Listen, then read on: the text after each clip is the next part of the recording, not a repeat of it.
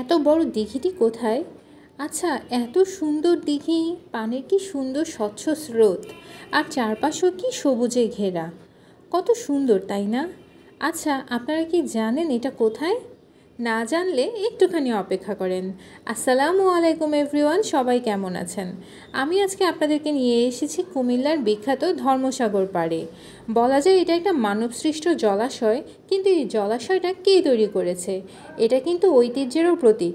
1458 সালে ত্রিপুরা রাজ্যের রাজা ধর্ম মাণিক্য রায় এই পুকুরটি খনন করেন।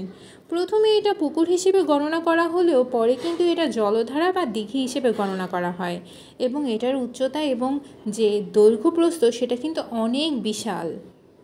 এর গড় গভীরতা কিন্তু 12 ফুট, আর সর্বোচ্চ গভীরতা হচ্ছে 17 ফুট। তাহলে বুঝতেই পারছেন এই ধর্মসাগর পাড়টা কিন্তু বিশাল বড় এবং অনেক গভীর। আর এই ধর্মসাগর পাড়টা কিন্তু কুমিল্লায় পার্ক নামেও পরিচিত। মানুষজন এখানে ঘুরতে আসে। বিভিন্ন শ্রেণীর মানুষজন বিভিন্ন সময় এই পার্কে ভ্রমণ করে থাকে।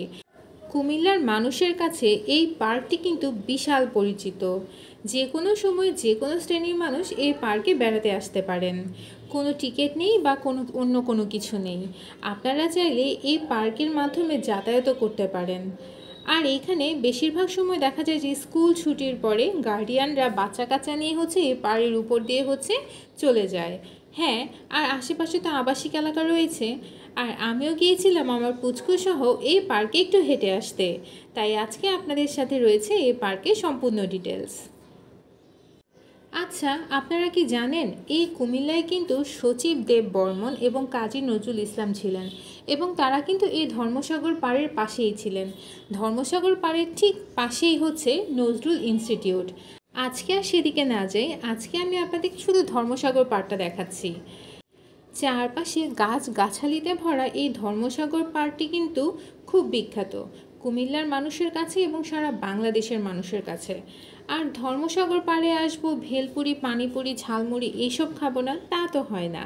তাই আমি আজকে ধর্মসাগর পাড়ে গিয়ে ট্রাই করেছিলাম পানিপুরি। সত্যি বলছি, আমি অনেক জায়গার পানিপুরি ট্রাই করেছি, কিন্তু ধর্মসাগর পাড়ের যে মামারা রয়েছে তাদের যে স্পেশাল ভেলপুরি পানিপুরি রয়েছে সেটা আসলে কিন্তু খেতে খুব খুব খুব মজা হয়। হ্যাঁ, এখানে অনেকে হেলথ কনসিয়াস যারা আছেন তারা বলবেন যে এটা আসলে হাইজেনিক কিনা বা আসলে স্বাস্থ্যসম্মত কিনা, কিন্তু একটুখানি আসলে আনহাইজেনিক খাবার খেলে মনে হয় কিছু হয় না। যাই হোক, এটা আমার পার্সোনাল অপিনিয়ন্স, যার যারটা তার কাছে। সো এই তো ধর্মসাগর পাড়টা আমি আপনাদেরকে ঘুরে দেখাচ্ছি কতটা বড়, আর চারপাশে কিন্তু অনেক গাছপালা রয়েছে। আর ঠিক সামনেই যে ছোট্ট করে আপনারা একটা বিল্ডিংয়ের মতো দেখতে পাচ্ছেন, ওটা হচ্ছে কুমিল্লা স্টেডিয়াম। আর এখন ধর্মসাগর পাড়ের ভিতরটা আমি আপনাদেরকে দেখাচ্ছি। এখানে রয়েছে মসজিদ, এখানে রয়েছে বাচ্চাদের কারুকলা শেখানোর জন্য ড্রয়িং শেখানোর জন্য একটা প্রতিষ্ঠান। আর এই জায়গাটা হচ্ছে পাড়ের যে ফ্রন্ট সাইডটা, সে সাইডটা। এই সিঁড়িগুলোর মধ্যে সিঁড়ি টাইপের যে বসার জায়গাগুলো রয়েছে এগুলোর মধ্যে মানুষজনের অনেক ভিড় থাকে।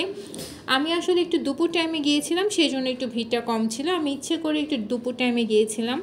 আর এই যে ভিতরে রয়েছে, ভিতরেও কিন্তু অনেক গাছপালা রয়েছে। আর এখানে দেখতেই পাচ্ছেন যে এখানে আসলে ওই যে ওজন মাপানো, তারপর ডায়াবেটিস মাপানো, এই ধরনের কিছু মানুষজনও রয়েছে। আর এটা হচ্ছে ধর্মসাগর পাড়ের ভিতরের যে মসজিদটা রয়েছে সেই মসজিদটা। মসজিদের আশেপাশেও কিন্তু খুব গাছপালা রয়েছে। আর এটা হচ্ছে বাহির হওয়ার একটা গেট।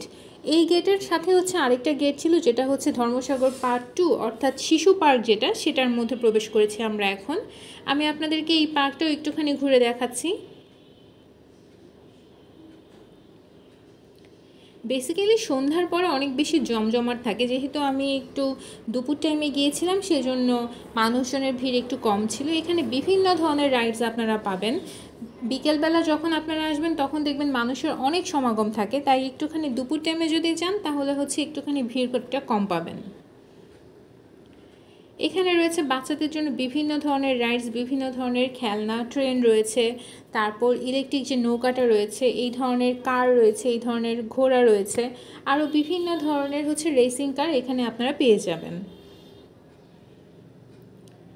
আসলে বাচ্চাদের জন্য হলেও অনেক সময় দেখা যায় যে আমরা বড়রাও আসলে এগুলো চড়তে খুব পছন্দ করি। সো এটা আপনারা দেখতেই পাচ্ছেন যে এখানে আসলে অনেক বড়রাও উঠে গিয়েছে। সো এই ধরনের বিভিন্ন রাইডস আপনারা কিন্তু এখানে আসলে পাবেন। এছাড়া স্লিপার্স রয়েছে, দোলনা রয়েছে। আর সব শেষে ধর্মসাগর পাড়তে একটুখানি ঘুরে আসবো আর বাদাম খাবো না তা তো হয় না, তাই একটুখানি বাদাম নিয়ে আজকের এই ব্লগটা এখানেই শেষ করছি। আশা করছি আপনাদের খুব খুব খুব উপকারে আসবে আর আপনারা চাইলে ধর্মসাগর পাড়টা একবার হলেও ঘুরে আসতে পারেন। Thanks for watching.